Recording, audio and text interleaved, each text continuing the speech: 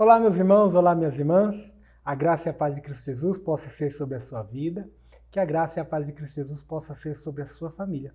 Estamos começando mais uma Escola Bíblica da Família, apresentado pela família Barueri. Meu nome é Adalberto Campos, sou um dos pastores da família Barueri e é uma grande bênção poder entrar no teu lar, poder estar junto da tua família, poder ministrar, manifestar a palavra do nosso Senhor e Salvador Jesus Cristo. A nossa constante oração é para que a palavra do Senhor encontre lugar no teu coração. Nós falamos muito isto. Por quê? Porque é esta palavra que pode nos mudar, esta palavra que pode nos moldar, é esta palavra que nos limpa e que nos manifesta ali a salvação do nosso Senhor e Salvador Jesus Cristo, a revelação especial do nosso Senhor por meio da sua palavra. Por isso, irmão, por isso, irmã, fica esperto, fique esperta, porque Jesus Cristo está voltando. Nós ansiamos e aguardamos de uma forma, com todo o nosso coração devoto, a volta do nosso Senhor Jesus Cristo. Por isso, manifestamos a palavra. Por isso, buscamos nos aperfeiçoar nesta palavra, entender o bom e excelente propósito do Senhor com as nossas vidas. Então, clique ali no sininho, curta a nossa página, se inscreva na nossa página, curta as nossas publicações e divulgue para os seus amigos, para irmãos, para seus parentes, e isso vai ser muito importante para nós e eu creio que será também importante para eles, já que nosso propósito é a manifestação da palavra do nosso Senhor e Salvador Jesus Cristo. Nas últimas semanas, podemos dizer nas últimas 14 semanas, nós temos ministrado sobre ética. Nós temos falado sobre ética cristã. Temos trazido assuntos realmente muito especiais, assuntos especiais, uma programação realmente contemporânea com a condição, com o momento social, político, religioso e que a igreja cristã tem passado em nosso país, no Brasil. E então eu creio que o Senhor tem falado poderosamente com vocês. Se você não assistiu as outras publicações, quero te convidar a assistir. Isso vai ser bastante importante para você. Pode acreditar nisso. Nesta semana, na aula de hoje, nós iremos falar sobre ética e a integridade. Assunto também de importância muito grande, já que estamos partindo para a conclusão de nossos estudos sobre ética. Esta aqui é a penúltima aula. Então, portanto, na próxima aula será a última aula. Falaremos sobre ética e o amor. Falando sobre ética e integridade, nós vamos falar desse assunto que abrange realmente toda a nossa vida. O que é ser íntegro? Como é que devemos levar uma vida de integridade? Então, fique conosco. Eu tenho convicção de que o Senhor vai falar ao teu coração e a palavra do Senhor será manifestada na tua vida. Se você tivesse a garantia, se você tivesse plena certeza, se você tivesse plena segurança de que jamais, ou que nunca, em circunstância alguma, você seria pego ou apanhado, ou se fosse descoberto em alguns pontos que eu quero citar aqui a você. Se você tivesse convicção, certeza de que jamais você seria pego pelo leão, pelo fisco do nosso país, você sonegaria o imposto de renda? Se você tivesse convicção de que jamais você seria descoberto, você desviaria sutilmente o dinheiro da empresa que você trabalha? Fosse pouco ou fosse muito, você tiraria dinheiro, tiraria proveito financeiro de alguém ou da empresa? Você mentiria para salvar a sua pele? Ninguém jamais descobrirá a sua mentira. Você seria capaz de mentir? Vou ser um pouco mais pesado.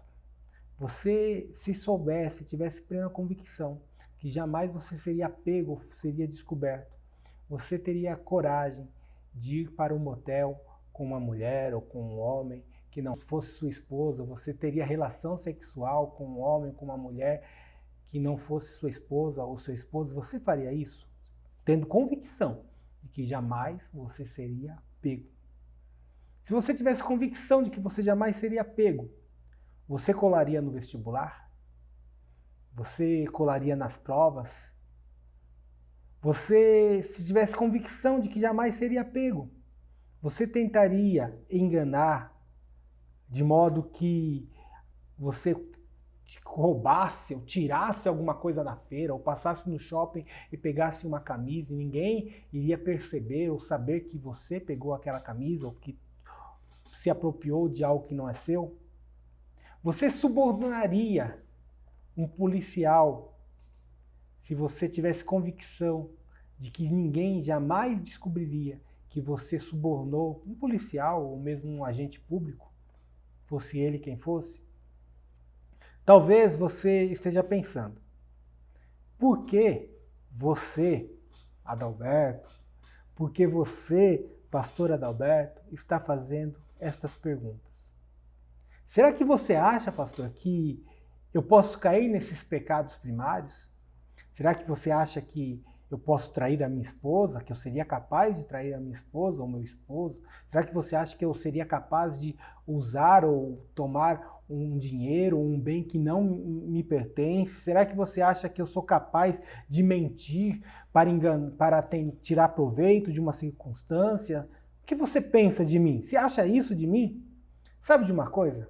Com todo o coração, com muita sinceridade, eu penso exatamente isso de você. E não somente de você. Eu penso de mim mesmo. A palavra do Senhor fala que maldito o homem que confia no homem e faz do seu braço a sua força. Esse é um dos textos mais errôneos quanto à sua interpretação. As pessoas falam assim, eles dizem o versículo, maldito o homem que confia no outro homem. Não é isso que a Bíblia diz. Esse outro, assim, entre aspas, não existe no texto bíblico. Maldito o homem que confia no homem e faz do seu braço a sua força. Maldito o homem que confia em si mesmo. Ou seja, não confie em você. Sempre desconfie de você. Porque se você tiver oportunidade, se eu tiver oportunidade, eu cometerei pecados. Eu cometerei falhas. Eu sou falho. Você certamente é falho.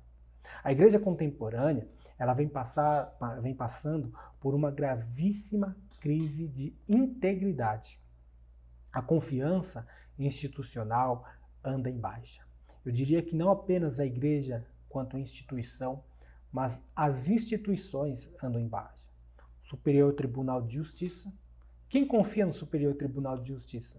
Não me importa qual linha que você possa seguir, se é direita ou esquerda, se é centro. Eu tenho certeza que você não confia. Não confiamos nos governos, sejam eles executivos, legislativos, sejam eles o governo de Estado, o governo da República. As instituições têm andado em uma grande baixa, inclusive a instituição igreja, as instituições. Por quê? Por causa de seus desvios doutrinários. Não se confia, o que está pregando? Por causa do envolvimento que a igreja tem tido com a política, isso é algo muito sério, muito grave. Já falamos em momento oportuno, quando falamos de ética e a política, que a igreja não deve se envolver com a questão política. Quando eu falo não é ser apolítica ou contra a política, mas no sentido de se posicionar politicamente, a igreja tem que tomar muito cuidado, porque nós somos voz profética, e a igreja que se envolve com a política, ela acaba perdendo a sua integridade. E até mesmo uma liderança fraca, uma liderança sem formação, sem embasamento bíblico, teológico para a afirmação de suas doutrinas, para cuidar do rebanho de Deus.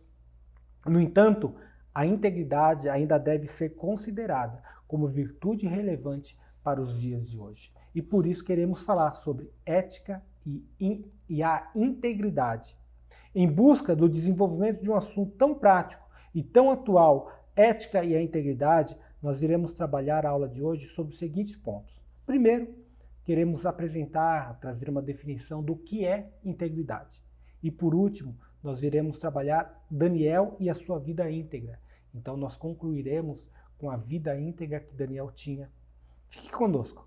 Eu creio que o Senhor vai falar poderosamente ao seu coração. E meu irmão, abra o coração. Permita que a palavra do Senhor entre no seu coração e te conduza para o bom, excelente e agradável propósito do nosso Senhor, que é a vossa santificação. O que é integridade? Vamos iniciar nosso estudo definindo o que vem a ser integridade. Integridade é a qualidade de ser autêntico, é a qualidade de ser transparente. Integridade é ser sincero. Precisamos ser sinceros, precisamos ser transparentes.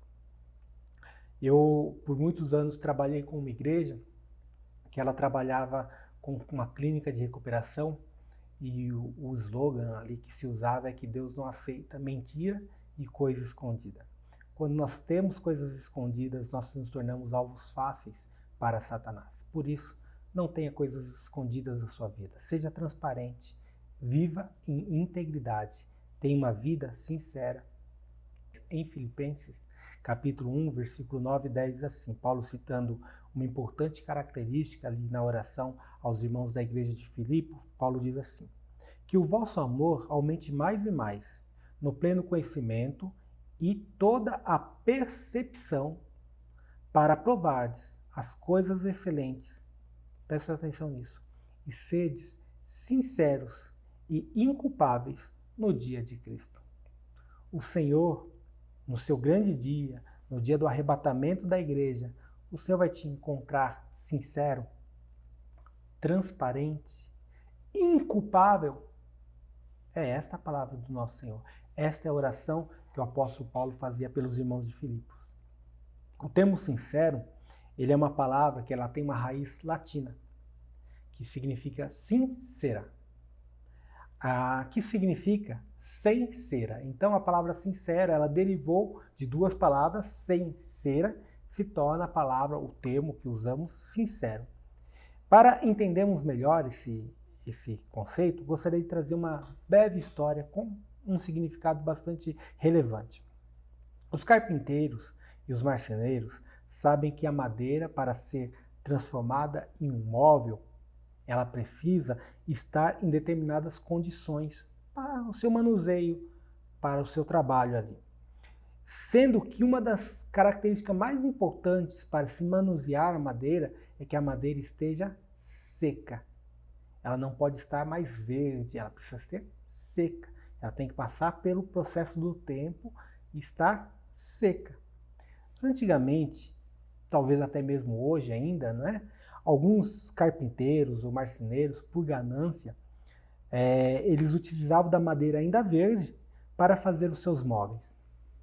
E depois de que o móvel estivesse pronto, ele começava a apresentar trincas, porque a madeira foi trabalhada em tempo inoportuno, não era um momento adequado para ser trabalhada. Ela ainda não estava pronta para ser moldada, ela não estava seca suficiente para se transformar, seja lá numa cadeira, numa mesa, num banco, qualquer outro utensílio de madeira, evidentemente, não estava pronto. Então os carpinteiros, o que eles faziam?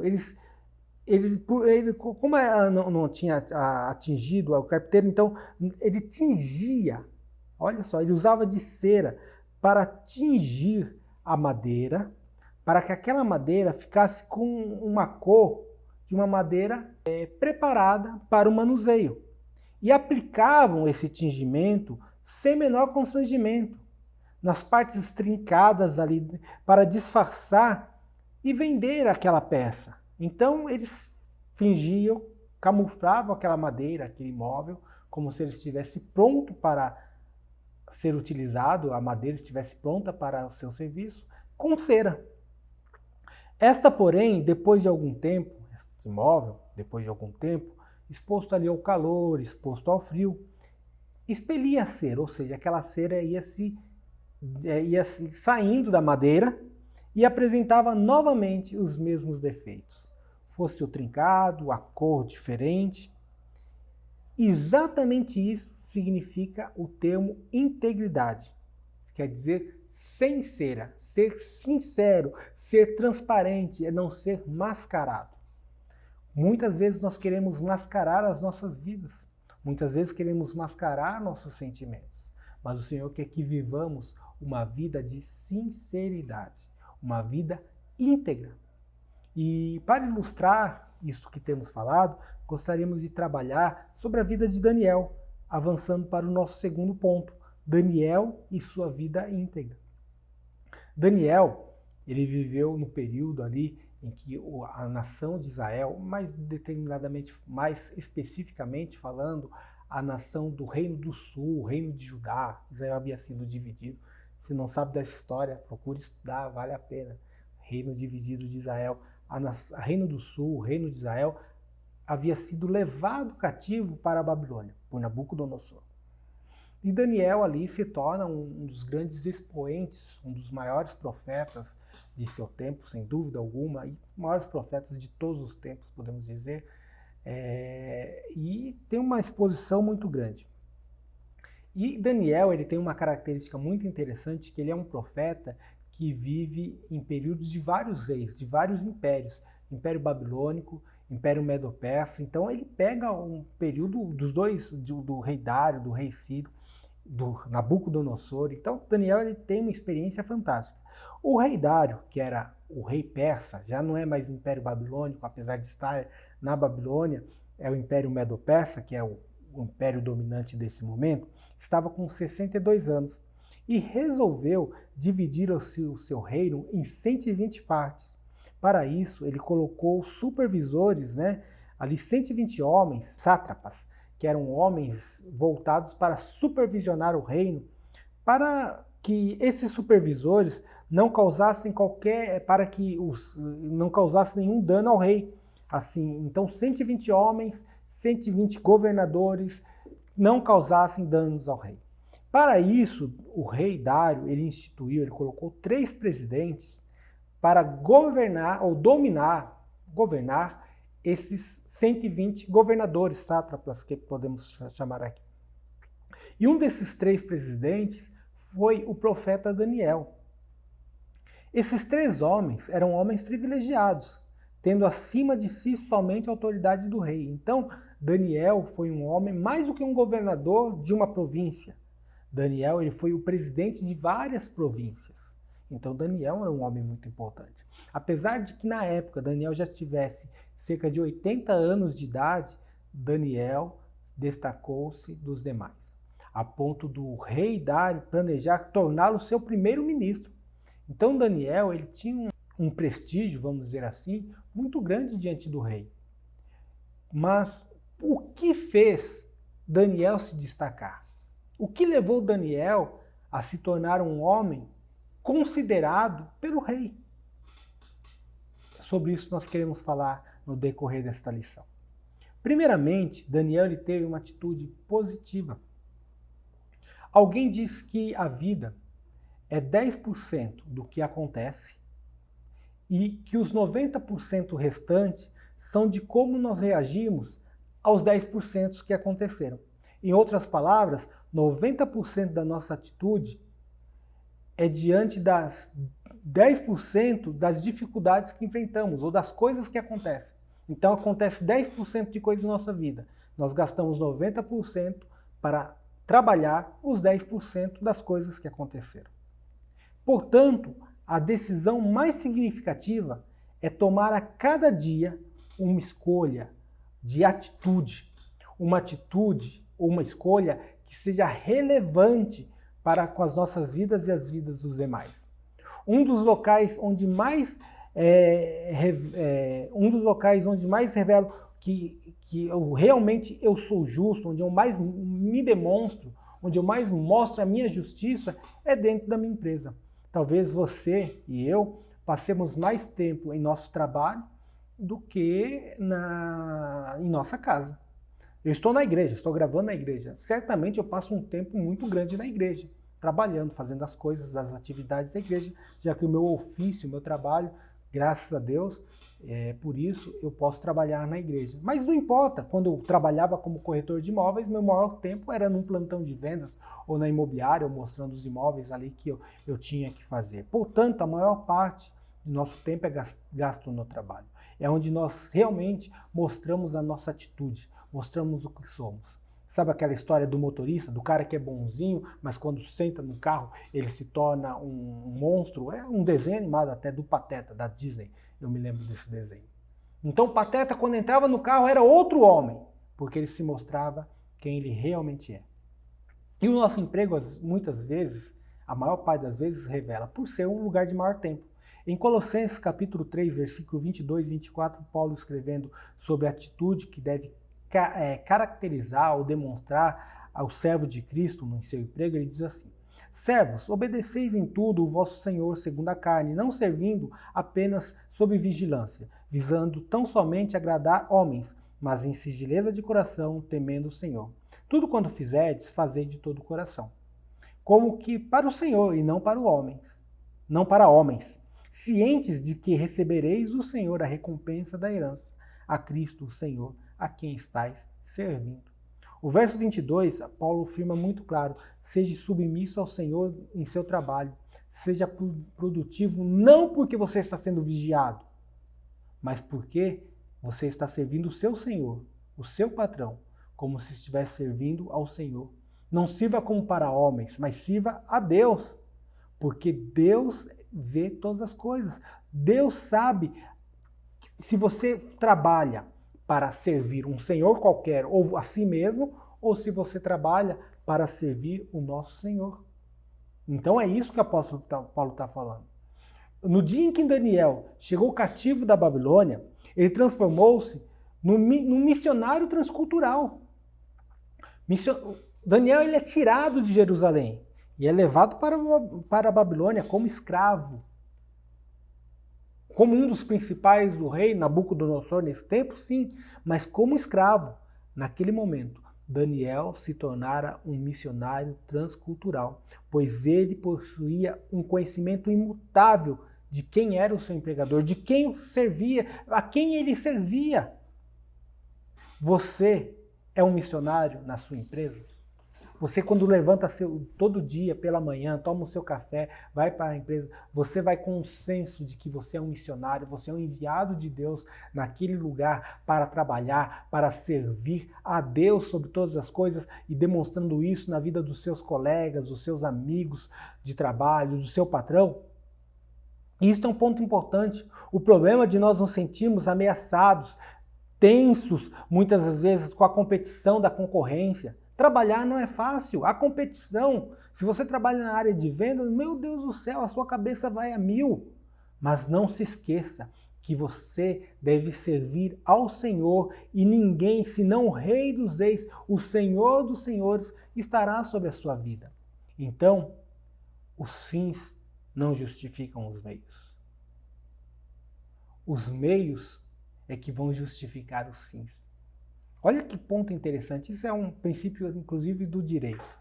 Meu irmão e minha irmã, o Senhor tem te chamado para ser missionário onde quer que você estiver. Tenha uma atitude positiva no seu trabalho, especialmente se o seu superior estiver pensando em te promover. Certamente, se isso acontece, meu irmão, começam a vir perseguições, invejas de colegas. Isso, infelizmente, é comum que aconteça.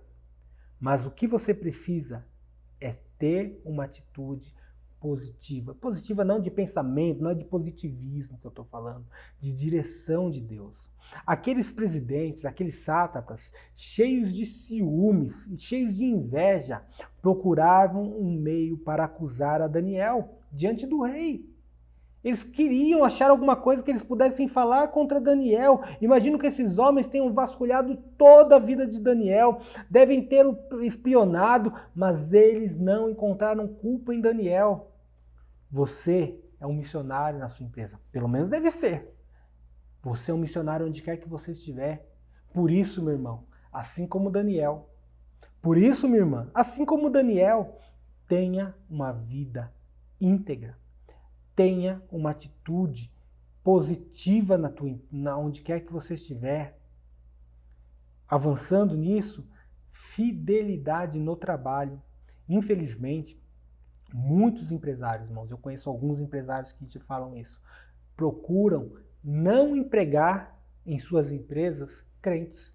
Que vergonha, não é? Alguém fala, olha, eu procuro nem empregar crente na minha empresa. Porque eles afirmam que os crentes que eles têm empregado, que eles têm levado para trabalhar em suas empresas, são pessoas desonestas, não cumprem horário, chegam às vezes até mesmo a roubar as suas empresas. Eles são são irresponsáveis, não agem com responsabilidade. E olha só que característica mais interessante por parte de muitos crentes. Eles julgam o direito de pedir e às vezes até mesmo exigir favores especiais. Sabe por quê? Porque são irmãos. Que vergonha para nós, não é uma atitude como essa? Por você ser cristão, e talvez você trabalhar na empresa de um cristão, meu irmão, a sua responsabilidade é maior. Aliás, independente de ser cristão ou não, a sua responsabilidade, você não tem direito a mais do que ninguém por ser cristão, por ser irmão de fé do seu patrão, do seu gerente, ou seja lá de quem for. Irmãos, isso é muito sério. Que péssimo testemunho é esse? Porque esses tipos de exemplos não levam o incrédulo, esse tipo de exemplo não leva o incrédulo a sentir o desafio de praticar a vida cristã. Pelo contrário, ele faz com que o incrédulo ele repila a vida cristã, se bem que isso não é prática de vida cristã. Integridade, fidelidade no trabalho. Chegue primeiro, chegue antes, cumpra suas funções com diligência. Não seja preguiçoso. Seja o melhor da tua empresa e não no melhor no sentido de exacerbar a sua arrogância ou qualquer coisa assim. Não, não é isto. Para testemunhar do que o Senhor faz e fez na sua vida. Já é a hora de fazermos uma avaliação séria de como costumamos agir nesta área. Nós somos dignos da confiança do nosso chefe ou do nosso empregador, daquele que nos contratou. Somos dignos, temos que ser, irmãos. Não é falsa humildade, você tem que ser. O meu patrão tem que confiar em mim, eu tenho que falar, não, meu patrão confia em mim, eu sou digno de confiança, eu ajo assim. Alguém pode confiar uma alta quantidade de dinheiro em tua mão, ou mais do que isso, às vezes a gente fala grande quantidade, pequena quantidade, nas pequenas quantidades, às vezes que a gente é mais falho, que a gente deixa passar. Você é confiável? Pode acreditar na tua palavra. Quando você fala que faz, ou que você fez, você realmente fez. Quando você fala que vai fazer, você realmente vai lá e faz. Ou você vive sempre colocando a desculpa, porque eu me esqueci, porque não tive tempo. Você é aquele que sempre tem uma desculpa.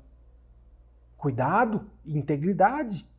Você utiliza o carro da empresa para o serviço da empresa ou pega o carro da empresa para dar algum passeiozinho? Se o teu patrão te permitiu isso, tudo bem, que bom, você tem uma liberdade maior do que a maior parte das pessoas, que bom. Mas se o seu patrão não permitiu, o carro da empresa é para usar a serviço da empresa. Você tem celular da empresa? Não é para você ficar ligando para sua esposa, para os seus filhos, ou seja lá para quem for. É para trabalhar, trabalho. Integridade. Ainda que ninguém veja, ainda que ninguém perceba. Integridade. Assinamos o livro de ponto e damos um jeitinho. Eu cheguei tarde, mas eu cheguei 9h30, mas vou marcar 9 horas, ninguém percebe, ninguém corrige isso aqui mesmo. Vou sair um pouco antes, anoto ali 5 horas, ok, tudo bem. Como que é isso? Integridade. Parece-me que a mania de dar um jeitinho é uma coisa institucionalizada no nosso país. Isso não é coisa de crente, irmãos.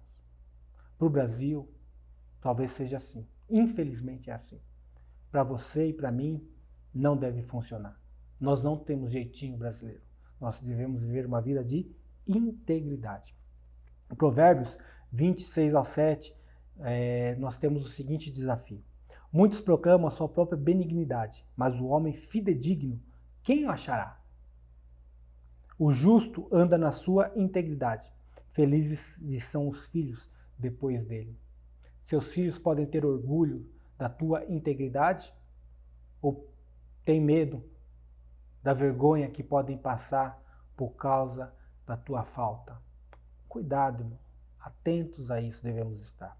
Daniel aceitou cumprir o desafio. Ele teve uma boa atitude, pois não se achava nele erro algum, nem culpa em sua vida.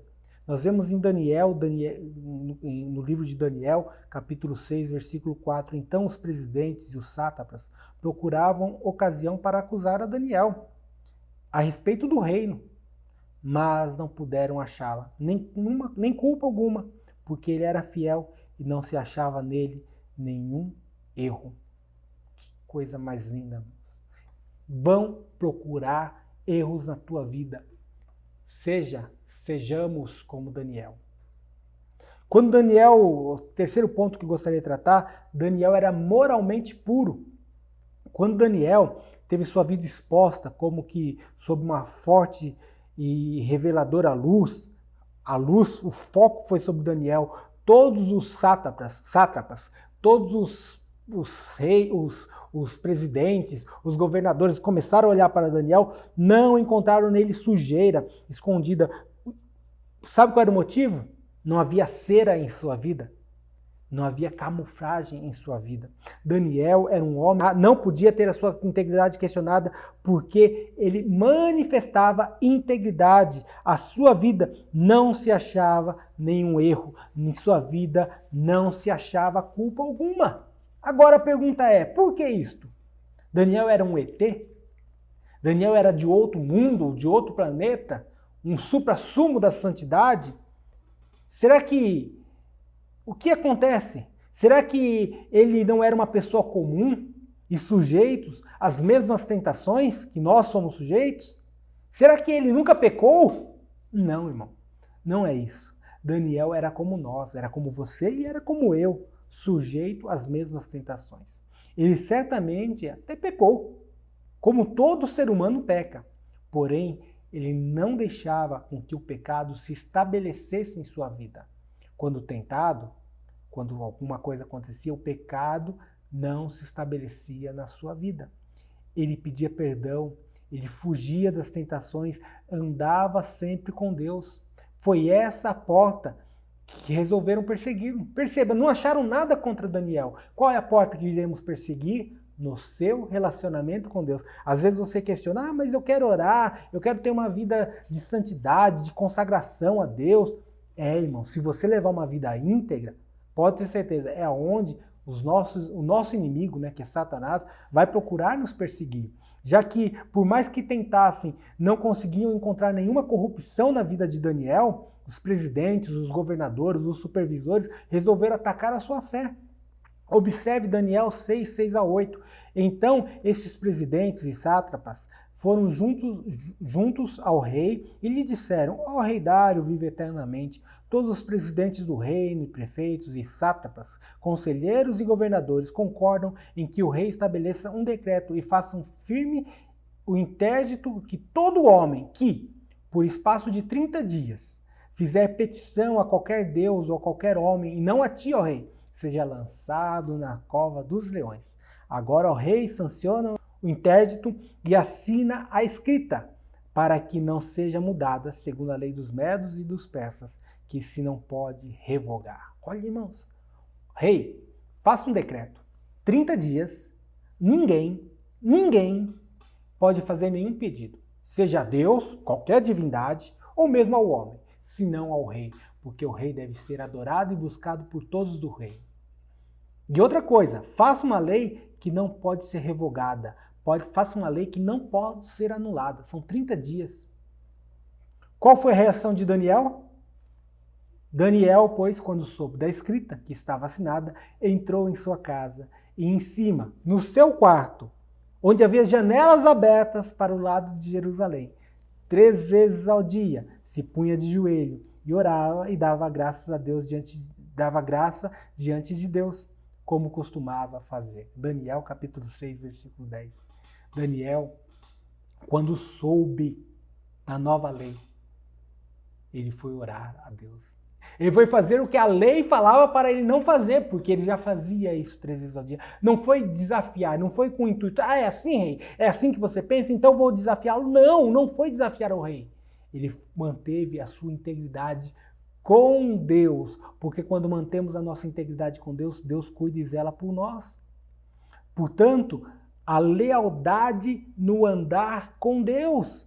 É impressionante a integridade de Daniel, mesmo no momento de extrema adversidade, o segredo está exatamente na qualidade de um andar consistente com Deus. Não é andar um dia e 2 dias sem Deus. Não é andar uma semana com Deus e um dia sem Deus. É um andar consistente com Deus. Ele dispunha ali da força que vinha de Deus. Ele não dependia da sua força, da sua condição, mas de Deus. Por isso ele buscava a Deus. Ao nos depararmos com as adversidades, passamos a conhecer a profundidade de nossa estabilidade e a nossa integridade.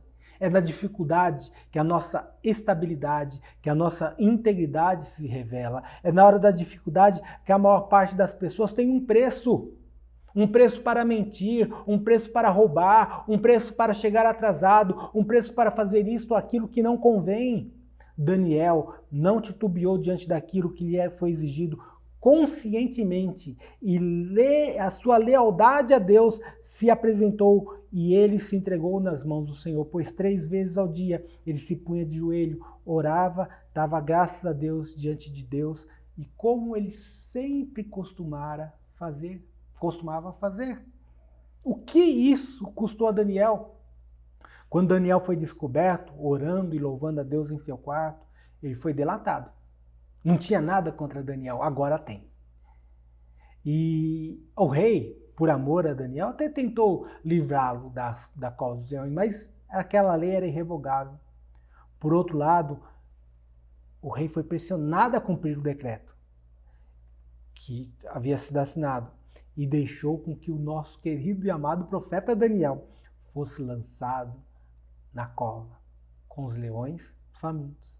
O que aconteceu depois? Nós sabemos. Cedo de manhã, quando o rei foi ver onde Daniel havia sido jogado, encontrou Daniel são e salvo entre os leões, porque Deus fechara a boca dos leões. A partir daí, o rei aliviado, porque o seu querido Daniel era um querido do rei, salvo, escreveu o seguinte decreto: em todo o domínio do meu reino, os homens tremam e temam perante o Deus de Daniel, porque ele é Deus vivo e o que permanece para sempre, e o seu reino não será destruído. O seu domínio não terá fim. Ele livra e salva, faz sinais e maravilhas no céu e na terra. Foi ele quem livrou Daniel do poder dos leões. Daniel prosperou no reinado de Dário e no reinado de Ciro, o persa. Daniel, capítulo 6, versículo 26 ao 28. Sabe quem disse isso? Não foi Daniel. Não foi o profeta, não foi o homem de Deus. Quem disse isso foi o homem ímpio, foi o rei Dário. Ah, meu irmão, quando nós mantemos a nossa integridade, a nossa firmeza diante de Deus, até quem não é de Deus reconhece. A integridade firme de Daniel levou um forte impacto à nação, ao Império Medo-Persa. Perceba o quanto isso é importante. A vida de Daniel pode ser resumida em 3 palavras, conforme nós observamos em Daniel capítulo 1, versículo 8. Resolveu Daniel firmemente. Daniel se expôs, Daniel resolveu ser firme. Você que acaba de ver, acaba de ouvir esta aula, será que diante de uma decisão, que aliás, nós tomamos decisões sérias e importantes todos os dias. Todo momento nós temos decisões a serem tomadas. Será que você pode decidir ser fiel ou infiel? Ser correto ou incorreto? Ser íntegro ou ser volúvel? Qual é a tua decisão? Qual é a tua posição? Deus pode contar com você para impactar pessoas? Deus pode contar com você para impactar a nação, as nações, o mundo. Não importa em que lugar você está. Importa que o lugar que você estiver seja impactado pela presença de Deus através da sua vida. Nesta época de extrema emergência, é urgente, irmãos. Deus procura homens e mulheres que não sejam comprados por preço nenhum, nem pela sua própria vida. Ainda que morramos, serviremos ao Senhor. Ele não busca pessoas perfeitas, mas sim pessoas íntegras. Perfeição e integridade são diferentes. Que se reconheçam como pecadoras e corram para os braços do Senhor. Porque ali no Senhor nós encontramos perdão e provisão porque Ele nos providenciou o Cristo, que perdoa-nos os nossos pecados e nos fortalece. Lembre-se, a força dele estará sempre à nossa disposição.